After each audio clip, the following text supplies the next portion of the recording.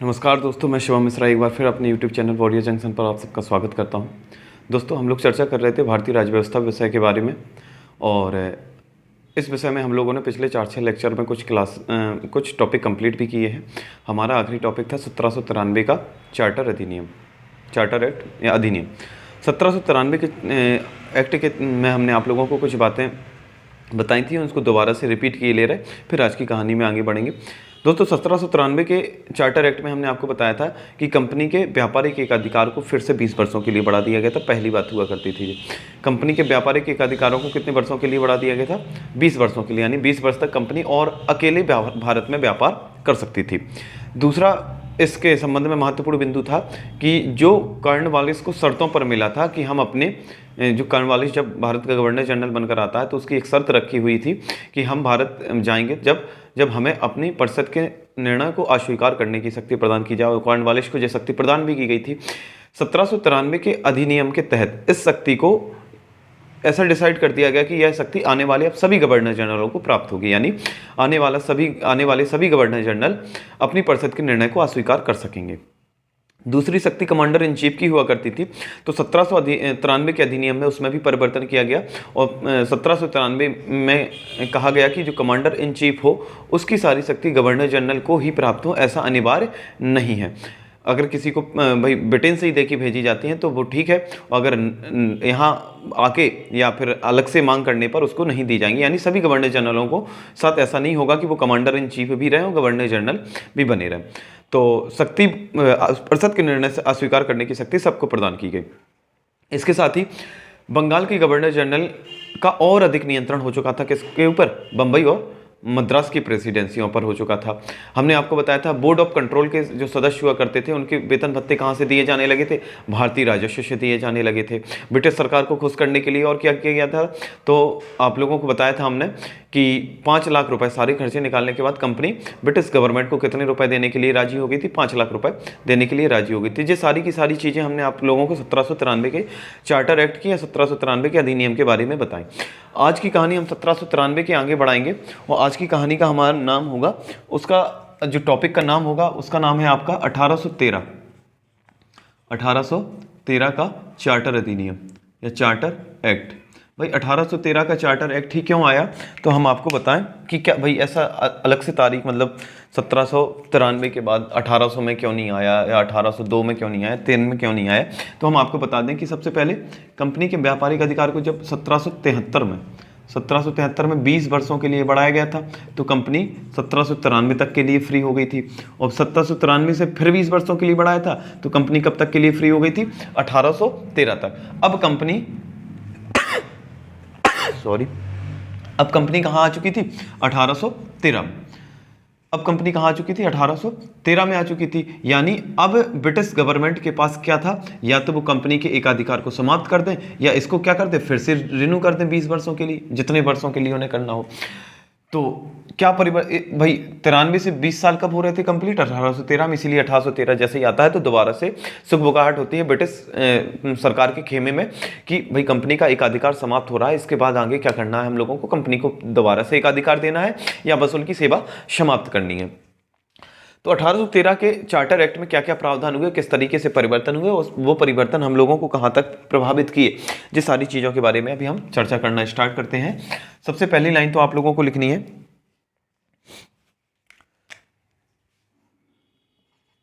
इस एक्ट के तहत, यानी 1813 के एक्ट के तहत कंपनी के व्यापारिक एकाधिकार को समाप्त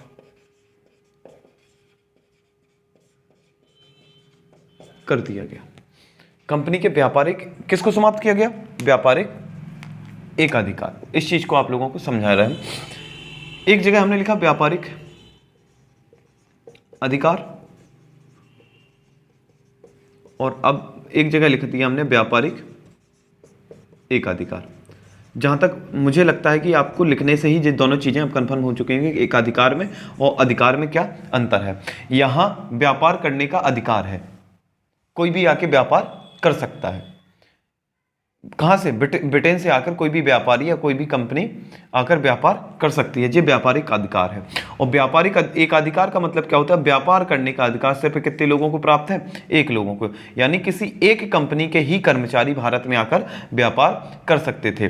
तो कंपनी को पहले मिलता था क्या, व्यापारिक एकाधिकार, यानी सिर्फ और सिर्फ British east India company, British east India company के अधिकारी ही केवल व्यापार कर सकते थे। कहाँ, भारत में, क्योंकि पहले क्या मिल रखा था इनको, एकाधिकार। और 1813 के तहत इनको क्या खत्म कर दिया जाएगा, इनका एकाधिकार समाप्त कर दिया जाएगा, लेकिन जे वाला बचा रहेगा।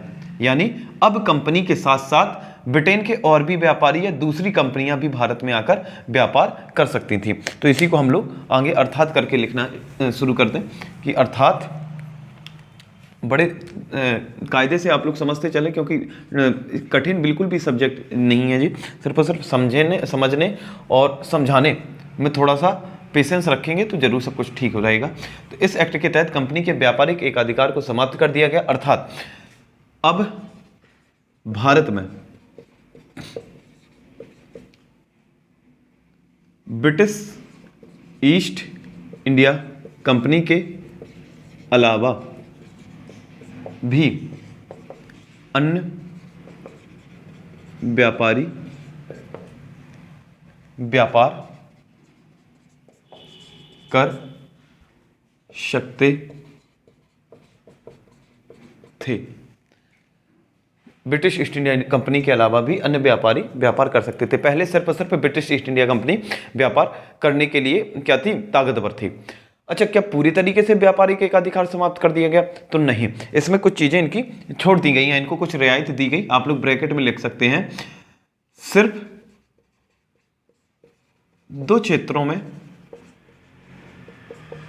एकाधिकार बना रहा, एकाधिकार बना रहा। सिर्फ 2 क्षेत्रों में एकाधिकार बना रहने का मतलब 2 क्षेत्र ऐसे हुआ करते थे जहां पर अभी भी सिर्फ और सिर्फ ब्रिटिश ईस्ट इंडिया कंपनी काम करेगी। पहला हुआ करता था चाय का व्यापार, चाय के व्यापार सिर्फ और सिर्फ ब्रिटिश ईस्ट इंडिया कंपनी करेगी। और दूसरा हुआ करता चीन के साथ व्यापार, चीन के साथ व्यापार भी कौन करेगा, सिर्फ और सिर्फ ब्रिटिश ईस्ट इंडिया कंपनी करेगी। उसमें दूसरी ब्रिटिश कंपनियों का कोई रोल नहीं रहेगा। इन दोनों के अलावा भारत में किसी भी तरह का व्यापार करना है, कोई भी व्यापारी किसी भी कंपनी का हो आके व्यापार कर सकता था। ये 1813 के चार्टर एक्ट की पहली बात हुआ करती थी। आपसे भाई पूछा जाए कि व्यापारिक एकाधिकार समाप्त कब किया गया था, तो 1813 में। और अगर हमें आपको लिखा दें कि व्यापारिक अधिकार मिला कब, यहां पर आप लोग नोट कर सकते हैं, व्यापारिक अलग पेन से लिखे दे रहे हैं, व्यापारिक अधिकार, ये दिखाई दे रहा है आप लोगों को, व्यापारिक अधिकार। इसके बारे में हम आपको लिख दें कि कैसे होता है। व्यापारिक अधिकार मिला कब, तो मिला था जी 1600 में। मिला कब था, 1600 में। इसको व्यापारिक अधिकार समाप्त कब किया गया, 1813 में। व्यापारिक एकाधिकार लिखेंगे यहां पर, एकाधिकार, व्यापारिक एकाधिकार मिला कब, 1600 में। समाप्त कब हुआ, 1813 में। और पूर्णतः समाप्त कब हुआ, पूर्णतः समाप्त कब हुआ, 1833 में। यानी यहां पर चीन और चाय वाला, आप लोगों के चीन और चाय जो दोनों बचे रह गए थे वो भी खत्म कब कर दिए जाएंगे, 1833 में। तो व्यापारिक एकाधिकार मिला था कंपनी को 1600 में, समाप्त कब हुआ, 1813 में। और पूर्णतः समाप्त कब हुआ, 1833 में। वही बात आप लोगों को यहाँ लिखी, इस एक्ट के तहत कंपनी के व्यापारिक एकाधिकार को समाप्त कर दिया गया था। कब, 1813 के चार्टर एक्ट के तहत। इन दोनों चीज़ों को आप लोग थोड़ा सा दिमाग में रखेंगे। इसके अलावा हम आगे बढ़ें, जो आप लोग लिख लेना, ज़रूरत की चीज़ है। इसके बाद आगे हम लोग जैसे ही बढ़ते हैं तो इसमें दूसरी चीज आती है, इस एक्ट ने, अगला रहेगा 1813 का जो एक्ट हुआ करता था भाई, कंपनी के व्यापारिक एकाधिकार को समाप्त कर दिया गया। तो कंपनी थी, वो कंपनी के अलावा भारत में शासन या प्रशासन में किसका हस्तक्षेप हुआ करता था, तो ब्रिटिश गवर्नमेंट। 2 ही तो निकाय हुआ करते थे, एक तो ब्रिटिश गवर्नमेंट, दूसरा कंपनी। वो कंपनी ब्रिटिश कंपनी को कंट्रोल करने के लिए ही ब्रिटिश गवर्नमेंट भारत में कूदी थी 1773 से। तो लिखेंगे इस एक्ट के तहत, इस एक्ट के तहत या इस एक्ट ने, ऐसे लिखेंगे, इस एक्ट ने भारत में ब्रिटेन सरकार की प्रभुता को स्पष्ट एवं स्थापित किया, स्पष्ट एवं स्थापित किया। भाई ब्रिटेन सरकार ने कंपनी को भेजा व्यापार करने के लिए था। 1773 में शिकायतें मिलने लगी कि जब व्यापार के अलावा राजनीति और प्रशासन भी करने में हस्तक्षेप कर रहे हैं। तो 1773 में जैसी ब्रिटेन गवर्नमेंट को जो चीज़ें पता लगती हैं, तो 1773 से ही ब्रिटेन गवर्नमेंट किसको, कंपनी को कंट्रोल करने के लिए क्या करने लगी, तमाम तरीके के रास्ते अपनाने लगी। कंपनी को कंट्रोल करना है और साथ में भारत पर क्या करना, प्रशासन करना। तो पहले 1773 आया, 1773 के बाद उन्होंने 1784 में एक नया निकाय बोर्ड ऑफ कंट्रोल की गठन किया, जो कंपनी और भारत दोनों को कंट्रोल करने लगा, भारत के प्रशासन दोनों को कंट्रोल करने लगा। ठीक है, यानी ब्रिटिश गवर्नमेंट क्या कर रही थी, भारत में घुसकर कंपनी को कंट्रोल करना और भारत पर प्रशासन में किसके, ब्रिटिश सरकार के हाथों में रहे। यानी भारत पर रूल करना या भारत पर प्रशासन करना कंपनी के हाथ में ना रहे, ब्रिटिश सरकार के हाथ में रहे। और ब्रिटिश सरकार वो कंपनी के अधिकारियों के थ्रू कराएगी। मतलब कराएगा कौन, ब्रिटिश सरकार, करेगा कौन, कंपनी, बदनाम कौन होगी, कंपनी। और जबकि सब किसके की पे चल रहा होगा, ब्रिटिश सरकार के या ब्रिटिश क्राउन के। क्योंकि हमने आपको 1784 में भी बताया था कि अब कोई भी युद्ध संधि समझौते होते थे तो ब्रिटिश सरकार की मंजूरी से हुआ करते थे। तो इस एक्ट में कंपनी को ही उन्होंने क्या कर दिया, साइड कर दिया, व्यापारी के अधिकार समाप्त करके। साइड करने का मतलब है कि उसके वर्चस्व को कम कर दिया। इसीलिए इस एक्ट ने भारत में ब्रिटेन सरकार की प्रभुता को स्पष्ट एवं स्थापित किया। प्रभुता का मतलब होता है कि भाई वर्चस्व है कौन, लैंड जो लॉर्ड है व्यवस्था का वो कौन है, तो ब्रिटिश सरकार हुआ करती थी, स्पष्ट और स्थापित कर दिया गया। ये दूसरा बिंदु हुआ करता था। इसके अलावा तीसरा और महत्वपूर्ण बिंदु जो इससे कई बार पेपर में पूछा गया है, तीसरा जो पहला हो गया, ये दूसरा और तीसरा महत्वपूर्ण बिंदु क्या था, इसी एक्ट के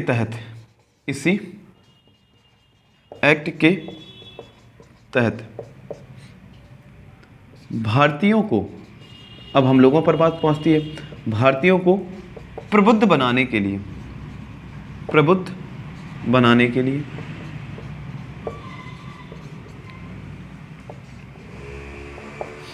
भारत में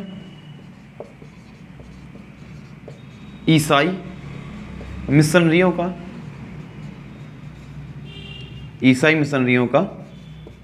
आगमन हुआ। आपसे पूछा जाता है कि ईसाई मिशनरियों का आगमन किस एक्ट की देन है, तो 1813 की। ईसाई मिशनरी क्या कहलाती हैं, तो ऐसी संस्थाएं या ऐसे निकाय जिनका मिशन ही क्या होता है, ईसाई धर्म का प्रचार प्रसार करना। ऐसे निकाय या संस्था या लोगों का समूह जिनका मिशन, जो किस मिशन पर होते हैं कि ईसाई धर्म का प्रचार प्रसार करना, जिनका मिशन ही ईसाई धर्म का प्रचार प्रसार करना होता है, उसको ईसाई मिशनरी कहा जाता है। और क्यों आई थी, तो भारतीयों को प्रबुद्ध बनाने, यानी भारतीयों को शिक्षा दिलाने और भारतीयों को शिक्षित करने, उनको समझदार बनाने, उनको अच्छा बनाने। अंग्रेज भारतीयों को शिक्षित बनाएंगे ऐसा उन्हें लगता था, जबकि हमारा देश पहले से ही विश्वगुरु रहा है और भारत में न सिर्फ ब्रिटेन से और तमाम विदेशों से यात्री आए हैं और कुछ ना कुछ सीख के गए हैं। और इनको लगता था कि भारतीयों को प्रबुद्ध बनाया जाएगा। तो भारतीयों को जिसने पढ़ाने की जरा सी भी ज़रूरत दिखाई है तो उसको मुँह खानी पड़ी है। यानी पहले तो आप ही लोग आपस में निपट लेंगे, यहाँ इसके बाद फिर विवाद भी बनेगा, आप लोगों को आगे देखने को और पढ़ने को मिलेगा कि किस तरीके से प्राच्य पाश्चात्य विवाद बनता है। यहाँ तो सिर्फ आए वो और ईसाई मिशन का उन्होंने क्या किया, ईसाई धर्म का प्रचार प्रसार किया और क्या, बाइबल का प्रचार प्रसार किया। बाइबल का प्रचार प्रसार, बाइबल का प्रचार, बाइबल का प्रचार प्रसार किया, है ना। बाइबल का प्रचार प्रसार करने का क्या मतलब है कि उनने ईसा मसीह के बारे में लोगों को बताना स्टार्ट किया कि ईसा मसीह क्या है, भगवान क्या है, भगवान और ईसा मसीह में अंतर कर करके बताया कि आप जिसे पूछते हो वो नहीं, तमाम सारी चीज़ें, मतलब अपने धर्म का प्रचार प्रसार करना उन्होंने स्टार्ट कर दिया था। क्योंकि भारतीयों, अब भाई जैसे जैसे कंपनी को कंट्रोल करता जा रहा कौन, ब्रिटिश गवर्नमेंट। तो ब्रिटिश गवर्नमेंट के लिए कंपनी के साथ साथ भारतीयों को भी अपने कामों में हिस्सा दिलाना आवश्यक समझ पड़ रहा था कि भारतीयों को से भी हम लोगों को काम लेना पड़ेगा, और भारतीयों से काम तब लेंगे जब भारतीय उनको समझेंगे या उनकी चीज़ों को समझेंगे, और भारतीय उनकी चीज़ों को समझें। इसके लिए ही उनने क्या बुलाई, ईसाई मिशनरियाँ बुलाई और अपना धर्म का प्रचार प्रसार। क्योंकि आप लोगों को आगे पढ़ने को मिलेगा कि हम लोगों को वो अंग्रेज बनाने के चक्कर में थे। अंग्रेज बनाने के चक्कर में ऐसा नहीं कि फेयर एंड लवली लगा के आपको गोरा करके अंग्रेज बना रहे हो। अंग्रेज बनाने का चक्कर मतलब आप लोगों को इस तरीके से मेंटली तैयार कर देना कि आप लोग अंग्रेजों की तरह सोचें, अंग्रेजों के लिए सोचें, है ना। भारतीयों की तरह ना सोचें, ना ही भारतीयों के लिए सोचें। आप किसके लिए, अंग्रेजों के लिए सोचें, अंग्रेजों का अच्छा सोचें, अंग्रेजों के लिए काम करें और अंग्रेजों जैसा सोचें। ऐसे उन्हें अंग्रेज तैयार करने थे भारतीयों में। तो आप लोगों की इसमें 3 प्रमुख बातें हुई कि कंपनी के व्यापारिक एकाधिकार को समाप्त कर दिया गया, ब्रिटेन सरकार की प्रभुता को स्पष्ट किया गया और भारतीयों को प्रबुद्ध बनाने के लिए ईसाई मिशनरियों का आगमन हुआ। आप लोग इसका स्क्रीनशॉट लीजिए ताकि फिर हम आगे बढ़ सकें इसको साफ करके।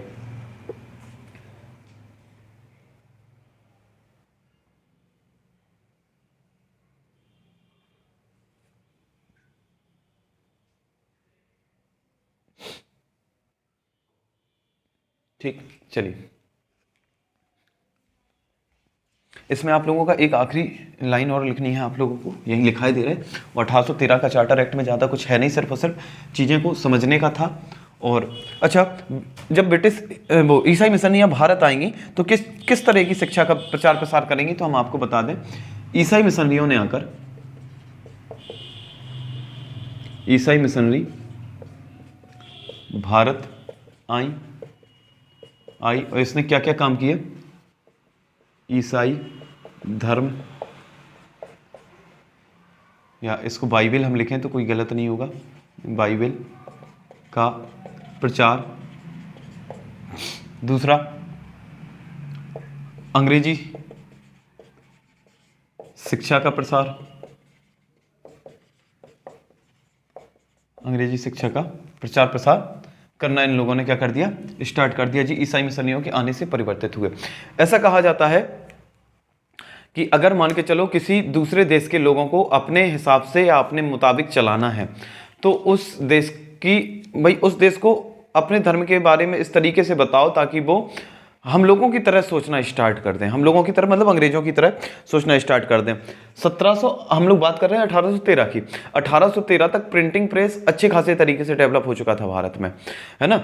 और जब प्रिंटिंग प्रेस डेवलप हो चुका था तो कहा जाता है कि ईसाई धर्म की जो ईसाई मिशनरियाँ आई थी, उन लोगों ने प्रिंटिंग प्रेस की जो कारखाने थे, दुकानें थी, या जो भी व्यवस्था हो उनकी, उसमें बाइबल इतनी मात्रा में छापी जा रही थी, इतनी मात्रा में छापी जा रही थी कि लगभग हर एक घर में बाइबल पहुंचाने का उद्देश्य हुआ करता था। किसका? ईसाई मिशनरियों का।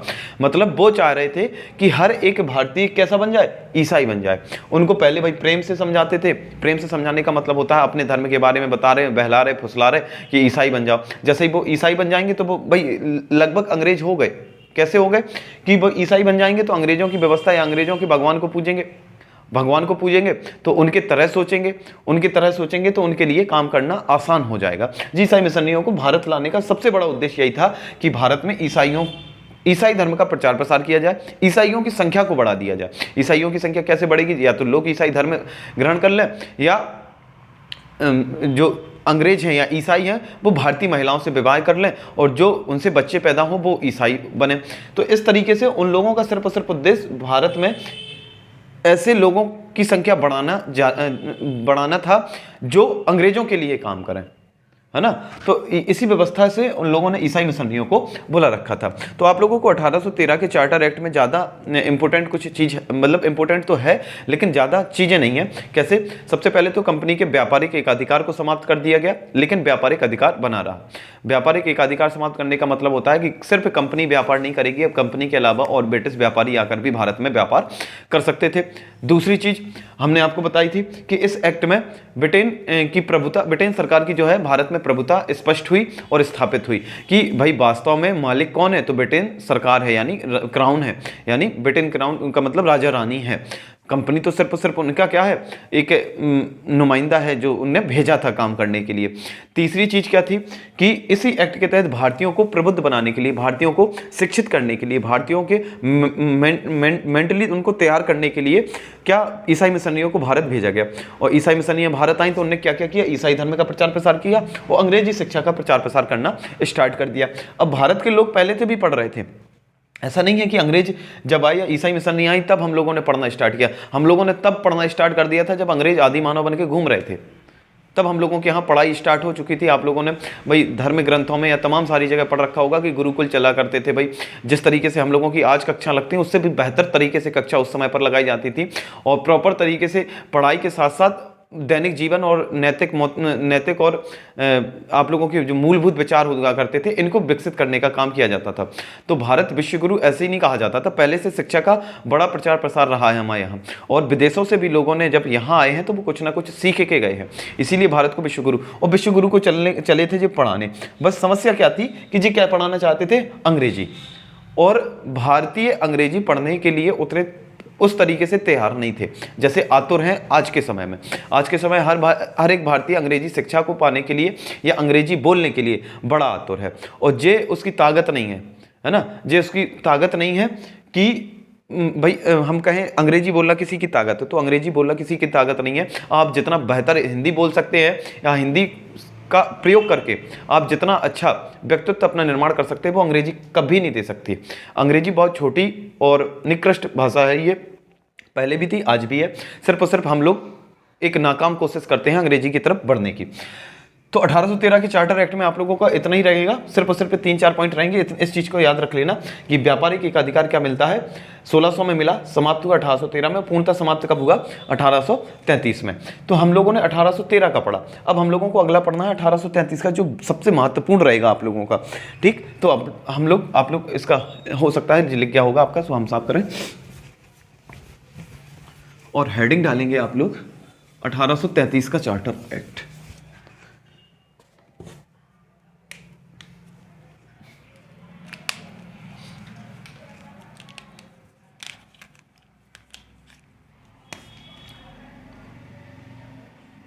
(1833) का चार्टर एक्ट।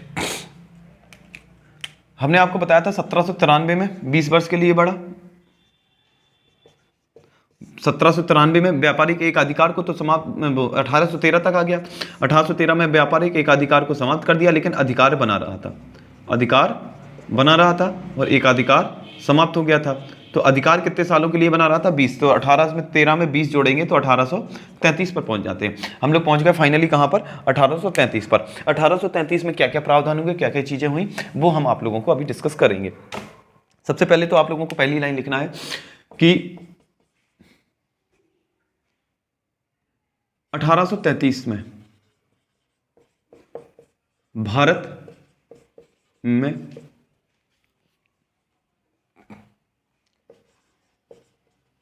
केंद्रीय व्यवस्था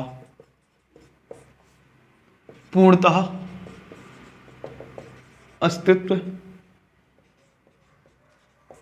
में आ गई। आप लोगों को यही हम आप ब्रैकेट में आप लोगों को लिख लेना, केंद्रीय व्यवस्था या केंद्रीय प्रशासन की नींव, केंद्रीय व्यवस्था की नींव कब पड़ी, केंद्रीय व्यवस्था की नींव कब पड़ी थी, 1773 में। और केंद्रीय व्यवस्था परिपक्व कब हो गई, यानी परिपक्व का मतलब होता है कि पूर्ण रूप से डेवलप कब हो गई, तो 1833 में। लगभग 50-60 साल लगे तो पूर्ण तरीके से डेवलप हो गई। भाई केंद्रीय व्यवस्था की नींव 1773 में पड़ी थी, ये तो हम लोगों को पता है कि मद्रास और बंबई की प्रेसिडेंसियों की शक्तियों को कहाँ, बंगाल की प्रेसिडेंसी की तरफ ट्रांसफर किया जा रहा था, उसको शक्तिशाली बना दिया गया था। तभी हमने बंगाल के गवर्नर को बंगाल का गवर्नर जनरल कहने लगे थे, और इसी चीज़ को हमने 1773 में क्या कह दिया था, केंद्रीय प्रशासन है केंद्रीय व्यवस्था की नींव। तो ऐसा क्या होगा कि केंद्रीय व्यवस्था पूरी तरीके से परिपक्व हो गई। तो हम आपको बता दें 1833 का जो चार्टर एक्ट था, 1833 के चार्टर एक्ट के तहत आप लोग लिखेंगे, इस एक्ट के तहत, इसके अंदर ही लिखेंगे, इसी एक्ट के तहत बंगाल के गवर्नर जनरल को संपूर्ण भारत के लिए विधि बनाने का अधिकार प्रदान किया गया। अर्थात 1833 में क्या कह दिया गया कि बंगाल का गवर्नर जनरल अब संपूर्ण भारत के लिए, अब ना सिर्फ बंगाल प्रेसिडेंसी, ना सिर्फ मद्रास प्रेसिडेंसी, ना ही बंबई प्रेसिडेंसी, अब बंगाल का गवर्नर जनरल किसके लिए कानून बना सकता था? संपूर्ण भारत के लिए। संपूर्ण भारत के लिए जब बना सकता था, पहले बंगाल के लिए बनाता था इसलिए बंगाल का गवर्नर जनरल, अब किसके लिए बनाएगा? भारत का, तो भारत के लिए, इसलिए इसको कहा जाएगा भारत का गवर्नर जनरल। लिखेंगे इस एक्ट के तहत ही बंगाल के गवर्नर जनरल को भारत का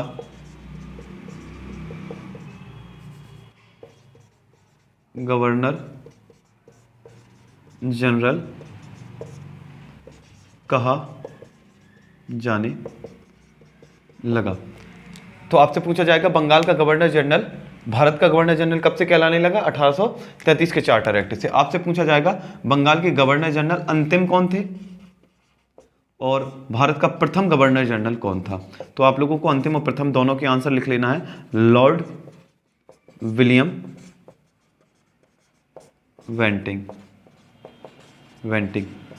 लॉर्ड विलियम वेंटिंग क्या हुआ करते थे इस समय? बंगाल के अंतिम गवर्नर जनरल और भारत का पहला गवर्नर जनरल बनने का श्रेय या ख्याति किसको प्राप्त हुई?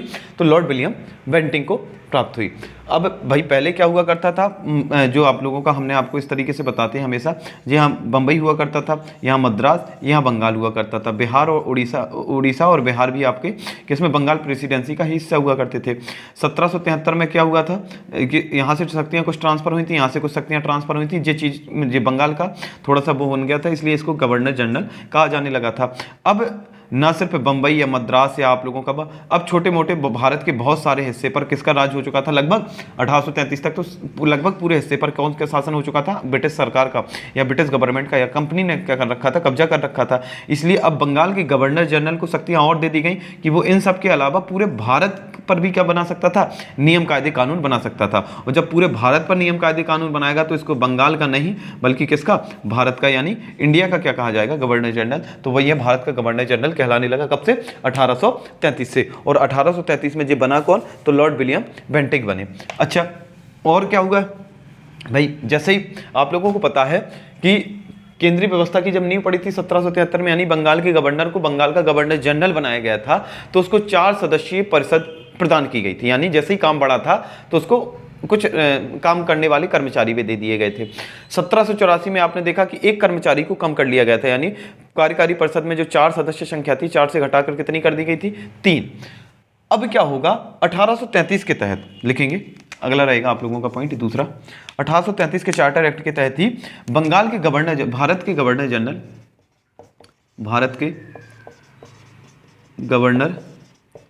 जनरल की परिषद की सदस्य संख्या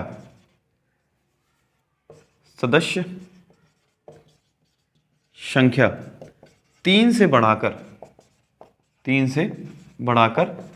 4 कर दी गई, पुनः 4 कर दी गई। इस तरीके से लिखना, मतलब पहले भी 4 थी। 1773 में कितनी थी? 4। और फिर 1833 तक आते आते पहले इस बीच में 3 बनी रही, फिर से कितनी हो जाएगी? 4 हो जाएगी। तो 3 से बढ़ाकर 4 कर दी गई। अच्छा, जो 4 कर दी गई मतलब एक कोई नया आया। वो नया कौन आया? तो लिखने हैं आपको, चौथा सदस्य विधि सदस्य के रूप में शामिल हुआ। विधि सदस्य के रूप में शामिल हुआ। और इस चौथे सदस्य का आपसे नाम पूछा जाए तो वो हुआ करता था लॉर्ड मैकाले। लॉर्ड मैकाले हुआ करते थे विधि सदस्य के रूप में, जो वायसराय या गवर्नर जनरल की परिषद में शामिल हुए। इस चौथे सदस्य में लिख लेंगे आप लोग, यह गवर्नर जनरल की परिषद का सदस्य तो था, यहां नीचे दिखाई दे रहा है आपको, सॉरी हम यहां लिखे दे रहे, यह गवर्नर, ऐसे लिखेंगे, यह परिषद का सदस्य तो था परंतु पूर्ण सदस्य नहीं, पूर्ण सदस्य नहीं। इसका क्या मतलब है? मतलब गवर्नर जनरल की परिषद की सदस्य संख्या पहले कितनी थी? 3 से बढ़ाकर कितनी कर दी गई? 4। एक जो आया वो कौन हुआ करता था? विधि को जानने वाला हुआ करता था, इसलिए विधि सदस्य के रूप में शामिल हुआ। और विधि सदस्य के रूप में जो व्यक्ति आया था उसका नाम हुआ करता था लॉर्ड मैकाले। लॉर्ड मैकाले या चौथा सदस्य या विधि सदस्य परिषद का सदस्य तो था, परंतु पूर्ण सदस्य नहीं था। पूर्ण सदस्य का मतलब उसको पूरे अधिकार प्राप्त नहीं थे, इसलिए वो पूर्ण नहीं था। अब भाई किसी को पूर्ण सदस्य बनाना है यानी पूर्ण अधिकार देने पड़ेंगे, या किसी को भाई पूर्ण सदस्य नहीं है तो कोई ना कोई अधिकार उससे कम दिया गया होगा। तो यह पूर्ण सदस्य नहीं थे, इसलिए इनको एक अधिकार नहीं था, वो था वोट करने का यानी मत देने का। जैसे हमने आपको पीछे वाले कुछ टॉपिकों में भी बताया है। आप इसका स्क्रीनशॉट लीजिए, फिर हम आगे बढ़ते हैं। चलिए नीचे वाले पॉइंट में आप लोग कंटिन्यू रखेंगे। तो हमने आपको बताया कि पहले क्या हुआ करता था, कोई भी मान के चलो कोई भी मामला है और वो मामला पहुंचता है किसके पास? गवर्नर जनरल के पास। जब वो भारत का, अब तो भारत का बोलेंगे, पहले का बंगाल का हुआ था, गवर्नर जनरल के पास पहुंचता था। तो 1773 में इन्हें मिली थी 4 सदस्यों की परिषद। तो 4 एक टोटल 5 हुआ करते थे। 5 में कितने से निर्णय जाते थे? 3 या 2 से जो निर्णय पास हो जाते थे काम हो जाता था। 1784 से इन 4 को घटाकर कितना कर दिया गया था? 3। अब 3 और 1 जे गवर्नर जनरल टोटल 4 हो जाते थे, तो इसमें 2-2 से क्लैश हो जाता था। लेकिन भाई जो ताकतवर हुआ करता था गवर्नर जनरल, जहां वो काम कर जाया करता था। अब आता है 1833 में जो सदस्य संख्या फिर से बढ़ाकर कितनी कर दी गई? 4। 4 1 5, तो 5 में से 3 और 2 से होना चाहिए था, लेकिन इन 4 सदस्यों में से सिर्फ 3 सदस्यों को वोट डालने का अधिकार था, एक सदस्य को नहीं था। और वो सदस्य कौन हुआ करते थे? Lord Macaulay. यानी 3 सदस्य जे थे और 1 जे 4। तो यहां पर भी 2-2 वाली कंडीशन रह रही थी अभी भी, क्योंकि लॉर्ड मैकाले को वोट डालने का कोई भी मामला होता था उस पर लॉर्ड मैकाले सिर्फ सलाह दे सकते थे। सलाह देने का मतलब है, मान के चलो आप और ऐसे समझो कि आप कोई 5 दोस्त थे। आप कितने दोस्त हो? 5 दोस्त हो। और या ऐसे समझो आपके दादाजी हैं और दादाजी के 4 लड़के हैं, दादाजी के 4 लड़के हैं और कोई चुनाव में खड़ा होता है। तो आपके दादाजी जिसको कहेंगे उसको सब लोग, अधिकांश पूरे चारों के चारों लोग वोट डालेंगे। लेकिन बाद में पता लगता है कि जो सबसे छोटे वाले लड़का है दादाजी के, यानी आपके चाचा जी सबसे छोटे वाले हैं, वो वोटर ही नहीं है, यानी वो वोट नहीं देंगे। तो टोटल कितने लोग वोट करेंगे? पहले दादाजी और बाकी के उनके 3 बेटे, यानी 4 लोग वोट करेंगे। और जो सबसे छोटे होंगे उनको वोट नहीं डालने को मिलेगा, क्योंकि वो क्या है? वोटर ही नहीं है, 18 के नहीं है। तो सेम वही कंडीशन थी कि लॉर्ड मैकाले सदस्य तो था परिषद का, परंतु उसको वोट डालने का, पूर्ण सदस्य नहीं था, यानी वोट डालने का अधिकार नहीं था। तो आप लोग इसके नीचे लिखेंगे, हम आपको ऊपर जरूर लिखे दे रहे हैं, आप लोग इसके नीचे ही कंटिन्यू करेंगे। तो लिखेंगे लॉर्ड मैकाले, ऐसे लिखेंगे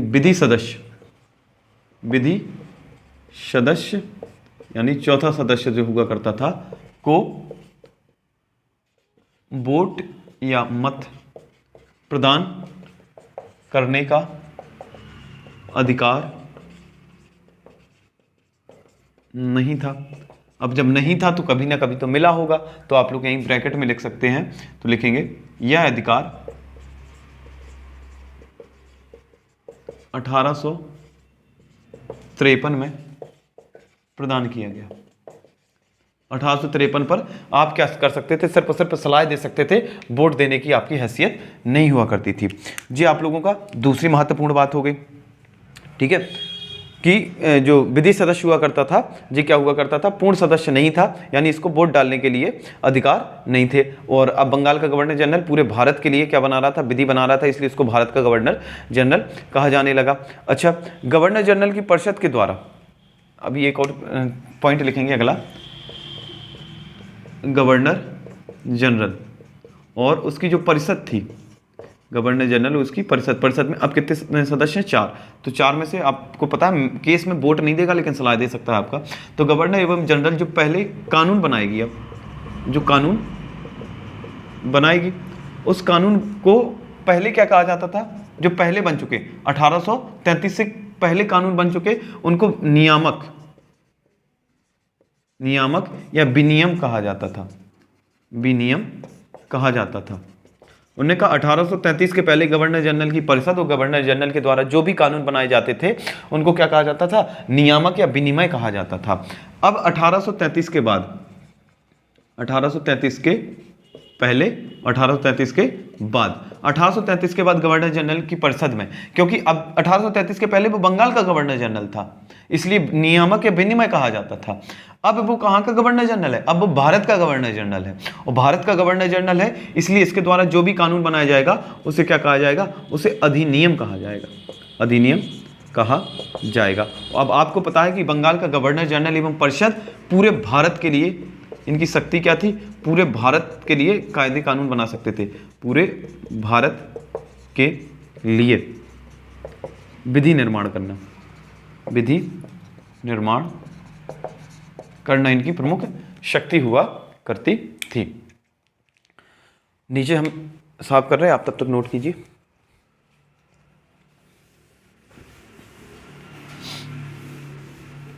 इनकी प्रमुख शक्ति हुआ करती थी। इसके साथ ही आप लोगों को आगे लिखना है, अगला पॉइंट रहेगा, हमने आपको बताया कि चौथे सदस्य के रूप में कौन आया था, विधि सदस्य। कौन, लॉर्ड मैकाले। तो लिखेंगे जब विधि सदस्य आए थे तो कुछ ना कुछ उनके लिए विभाग बनाना पड़ेगा। तो 1833 के चार्टर एक्ट के तहत ही भारत में विधि आयोग का गठन 1834 में किया गया। ठीक है, तो आपसे पूछा जाएगा कि विधि आयोग का गठन किस चार्टर एक्ट के तहत किया गया, तो 1833 के चार्टर एक्ट के तहत। और गठन कब किया गया, किस एक्ट के तहत किया गया, तो 33 के तहत। और कब किया गया, तो 1834 में। आपसे पूछा जाएगा विधि आयोग के पहले अध्यक्ष, तो जो पहला सदस्य होगा वही अध्यक्ष होगा। विधि आयोग के पहले अध्यक्ष कौन बने, तो जो विधि सदस्य के रूप में बनकर आए थे, लॉर्ड मैकाले।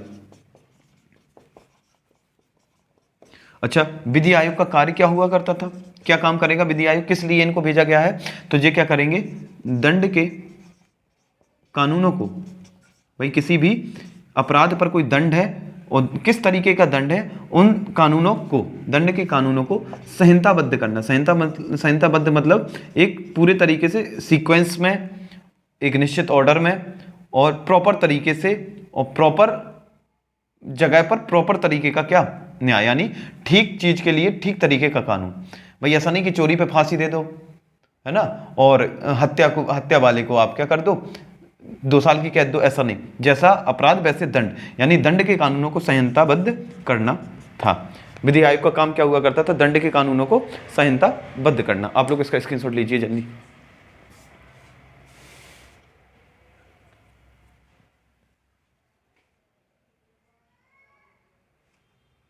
चलिए,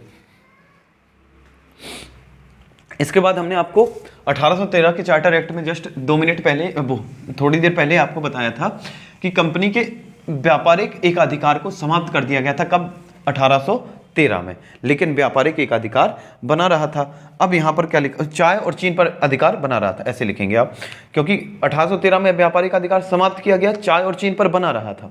अब क्या होगा इसमें, तो इसमें आप लोगों को अगला पॉइंट लिखना है, इस एक्ट के तहत कंपनी के व्यापारिक एकाधिकार को पूर्णतः समाप्त कर दिया गया। पूर्णतः समाप्त कर दिया गया का मतलब क्या था, चीन और चाय का व्यापार में भी अब दूसरे व्यापारी शामिल हो सकते थे। एकाधिकार समाप्त हुआ है, ना कि व्यापारिक अधिकार। एकाधिकार का मतलब अब कंपनी के अलावा दूसरे लोग भी काम कर सकते थे, व्यापारी शामिल हो सकते थे। कंपनी के तहत इस एक्ट के तहत कंपनी के व्यापारिक एकाधिकार को पूर्ण रूप से समाप्त कर दिया गया। चीन और चाय पर जो बचा हुआ करता था उस पर भी समाप्त कर दिया गया। इसके साथ ही आप लोगों को अगला लिखना है, अगला जो अच्छा, व्यापारिक एकाधिकार को समाप्त कर दिया गया तो कंपनी क्या भाग जाएगी? 1833 चल रहा है, अभी तो कंपनी भागेगी भी नहीं, तो क्या हो जाएगा? तो इसमें आप लोग लिखेंगे कि अब कंपनी को पूर्णतः प्रशासनिक इकाई बना दिया गया। प्रशासनिक इकाई बना दिया गया। कंपनी को पूर्णतः प्रशासनिक इकाई बनाने का मतलब क्या होता है कि अब कंपनी कैसे काम करेगी? एक ऐसे प्रशासन की जो यूनिट होती है उसके रूप में, एक ऐसी यूनिट के रूप में काम करेगी जो प्रशासन करती है, यानी लोगों पर शासन प्रशासन चलाने के लिए ही काम करेंगे क्या? कंपनी, क्योंकि उसके एकाधिकार को समाप्त कर दिया। व्यापार अगर आप करेंगे तो नॉर्मल व्यापारी की तरह व्यापार कर सकते हैं और सरकार से सिर्फ और सिर्फ आप लोगों को प्रशासनिक इकाई के रूप में ही काम करने को दिया जाएगा। यानी आप हम सरकार के अधीन रहे, जब तक सरकार चाहेगी तब तक आप क्या करेंगे? काम करेंगे प्रशासनिक में। व्यापार में आपको एकाधिकार था, फिर एकाधिकार समाप्त कर दिया गया, फिर पूर्ण रूप से समाप्त कर दिया गया, लेकिन आप प्रशासनिक इकाई के रूप में काम करते रहेंगे। जब तक करेंगे, कब तक करेंगे? जैसा आपकी ब्रिटिश गवर्नमेंट चाहे, जैसा क्राउन चाहे, यानी राजा रानी चाहे। तो कंपनी को आपसे पूछा जाएगा, कंपनी को व्यापारिक एकाधिकार कब प्रदान किया गया था? तो 1600 में। कंपनी को व्यापारिक एकाधिकार समाप्त कब किया गया? तो 1813 में। कंपनी का व्यापारिक एकाधिकार पूर्णतः कब समाप्त किया गया? तो 1833 में। और आपसे पूछा जाएगा कि कंपनी को पूर्णतः प्रशासनिक इकाई कब बना दी गई? तो कंपनी एक प्रशासनिक इकाई के रूप में कब उभर के चली आई? तो 1833 में कंपनी पूर्णतः प्रशासनिक इकाई बन गई। इसके अलावा आप लोगों को एक महत्वपूर्ण कार्य और हुआ था इस एक्ट के तहत, जिसमें हम आपको बताएं,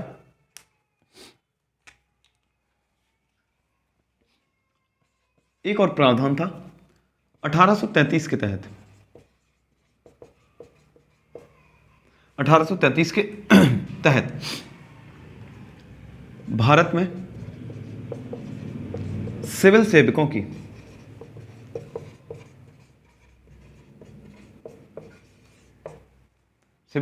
की नियुक्ति हेतु एक खुली प्रतियोगी परीक्षा का आयोजन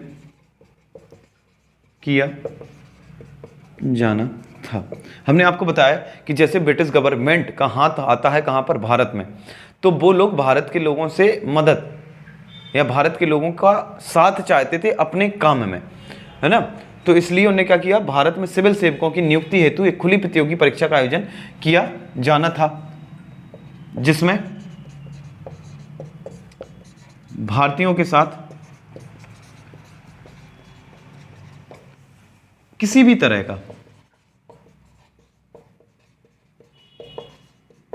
तरह का भेदभाव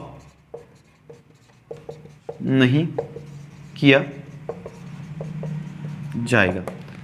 मतलब इस जो सिविल सेवकों की परीक्षा होगी, जो ओपन परीक्षा होगी, कोई भी पेपर दे सकता है, चाहे वो भारतीय हो चाहे अंग्रेज हो, उससे किसी भी तरह का भेदभाव नहीं किया जाएगा कि जो भारतीय हैं तो इन्हें कम नंबर है, या जो अंग्रेज है उन्हें ज़्यादा नंबर, या भारतीय और अंग्रेज दोनों सेम नंबर पे हैं तो अंग्रेज को ले लिया जाए। इस तरीके का कोई भेदभाव नहीं किया जाएगा। अच्छा, ये काम होना था, किया जाना था, मतलब हो नहीं पाया। क्यों नहीं हो पाया? क्योंकि कंपनी के व्यापारिक एकाधिकार को क्या कर दिया गया था? समाप्त कर दिया गया था। कंपनी प्रशासनिक इकाई के रूप में काम करने लगी थी। तो कंपनी के जो हेड हुआ करते थे, हेड यानी बोर्ड ऑफ डायरेक्टर के लोगों ने कहा कि भाई, सरकार से कहा, ब्रिटिश सरकार से, कि आप कर क्या रहे? हमें व्यापारिक एकाधिकार को छीन लिया आपने भाई, जो भी हम और दूसरे लोगों को व्यापार करने की अनुमति भी दे दी, हम लोगों को सिर्फ और सिर्फ एक प्रशासनिक यूनिट बना के रख दिया है, और अब आप चाह रहे हैं कि सिविल सेवकों में भारतीय भी आ जाए, है ना? तो कंपनी वालों को जितना बुरा लगा, उन्होंने कहा कि आप सब कुछ हमसे छीनते चले जा रहे हैं, अब सिविल सेवकों में भी भारतीय या दूसरे लोग आ जाएंगे तो फिर हम काय के लिए यहाँ पर हैं, या हमने जो किया उसका क्या फायदा मिलेगा? तो फिर इसका विरोध किया किसके द्वारा? बोर्ड ऑफ डायरेक्टर के सदस्यों के द्वारा, या कोर्ट ऑफ डायरेक्टर के सदस्यों के द्वारा इसका विरोध किया गया, और बाद में इस परीक्षा का आयोजन नहीं हो पाया, और इस प्रावधान को क्या कर दिया गया? निरस्त कर दिया गया। तो लिखेंगे किसी भी पद पर जेते हो गया, इसमें लिखेंगे कंपनी के, ऐसे इसको इस तरीके से लिखेंगे, इस प्रावधान का कंपनी, और कंपनी में भी आपसे पूछा जाए तो कौन, निदेशक मंडल द्वारा विरोध किया गया, फलस्वरूप यह आयोजन विफल, यह आयोजन निरस्त कर दिया गया, निरस्त कर दिया गया। तो आप लोगों को सिविल सेवा की परीक्षा के लिए जो किया जाना था उसके बारे में पता लगा कि उसको क्या कर दिया गया, समाप्त कर दिया गया। इसके बाद आप लोगों को अगला लिखना है। अब तक आप लोग देख रहे हैं कि अंग्रेज या अंग्रेजी सरकार की भारत में पूरी तरीके से हुकूमत जम चुकी है। तो जब जहां हमारे देश की लोगों की हुकूमत जम जाए तो वो देश भी हमारा हो जाता है। सेम जैसे अगर हम भारतीय हैं और हमारे प्रधानमंत्री जाके पाकिस्तान में बैठ जाएं, जब पाकिस्तान में बैठ गए तो अब लोग तो पाकिस्तान हमारा है, हम कहीं भी घूमे, ठीक है। तो इसके बाद आप लोगों को लिखना है कि अब यानी 1833 के बाद अब भारत में अंग्रेजों को, अंग्रेज यानी ब्रिटेन के लोगों को, अंग्रेजों को बिना लाइसेंस आने जाने एवं निवास करने की स्वतंत्रता थी। आने जाने एवं निवास करने की स्वतंत्रता मिली।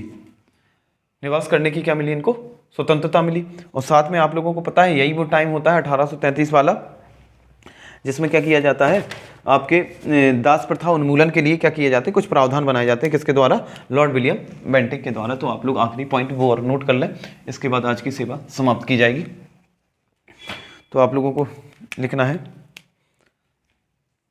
दास प्रथा उन्मूलन संबंधी प्रावधान, दास प्रथा संबंधी उन्मूलन संबंधी या दास प्रथा को खत्म करने के लिए जो प्रावधान बनाए गए 1833 में, किसके द्वारा, लॉर्ड विलियम बेंटिक द्वारा। अच्छा, ये तो प्रावधान संबंधी प्रावधान बनाए गए, दास प्रथा समाप्त नहीं हुई थी। अगर आप लोगों से पूछा जाए कि दास प्रथा समाप्त किसने की, दास प्रथा समाप्त तो 1843 में 10 साल बाद हुई थी लॉर्ड एलन बरो द्वारा। 1843 में समाप्त की गई थी, किसके द्वारा, लॉर्ड एलन बरो के द्वारा। चलिए, तो ये आप लोगों के 1833 तक का चार्टर एक्ट हो गया। एक बार हम इसको दोबारा से रिपीट किए दे रहे हैं, आप लोग एक बार स्क्रीनशॉट ले लीजिए, ठीक। चलिए, तो 1833 के चार्टर एक्ट में हमने आपको बताया कि इसमें केंद्रीय व्यवस्था या केंद्रीय प्रशासन या केंद्रीय जो चीज़ें थी उनको पूर्णतः अस्तित्व में आ गई थी, क्योंकि स्टार्टिंग उसकी 1773 से हो चुकी थी। 1773 के बाद धीरे धीरे जैसे हम लोग 1813 तक 33 तक पहुंचते हैं तो केंद्रीय प्रशासन पूर्णतः अस्तित्व में आ जाता है। कैसे अस्तित्व में आता है, कैसे हम लोगों को पता लगता है, तो हमने आपको बताया था कि बंगाल के गवर्नर जनरल की शक्तियों में इजाफा कर दिया जाता है और कहा जाता है कि अब बंगाल का गवर्नर जनरल न सिर्फ बंगाल के लिए, मद्रास उड़ीसा के लिए, बल्कि संपूर्ण भारत के लिए इन कानून का निर्माण या विधि का निर्माण कर सकता है। इसलिए बंगाल के गवर्नर जनरल को अब, पहले बंगाल के लिए काम करता था, अब भारत के लिए काम करेगा। इसलिए बंगाल का गवर्नर जनरल अब क्या कहलाने लगा था, भारत का गवर्नर जनरल कहलाने लगा था। और बंगाल का अंतिम गवर्नर जनरल और भारत का प्रथम गवर्नर जनरल बनने का श्रेय किसको मिलता है, लॉर्ड विलियम बेंटिक को दिया जाता है। इसके बाद हमने आपको बताया था कि गवर्नर जनरल का जैसे ही काम बढ़ता है, भाई बंगाल से निकलकर भारत के लिए काम करना है तो इनके लिए कुछ सदस्यों की एक्स्ट्रा जरूरत पड़ती है। तो पहले सदस्य संख्या 3 हुआ करती थी, उन सदस्य संख्या को बढ़ाकर कितना कर दिया गया, 4 कर दिया गया। और 4 में जो चौथा सदस्य आया था वो विधि सदस्य हुआ करता था। और विधि सदस्य के पद पर किसकी नियुक्ति की गई थी, लॉर्ड मैकाले की नियुक्ति की गई थी। विधि सदस्य गवर्नर जनरल की परिषद का सदस्य तो हुआ करता था, परंतु उसको पूर्ण सदस्य नहीं माना जाता था। क्यों नहीं माना जाता था, क्योंकि उसको वोट डालने का अधिकार प्राप्त नहीं था, अर्थात वो किसी मामले पर अपनी सिर्फ सलाह दे सकता था, निर्णय नहीं दे सकता था।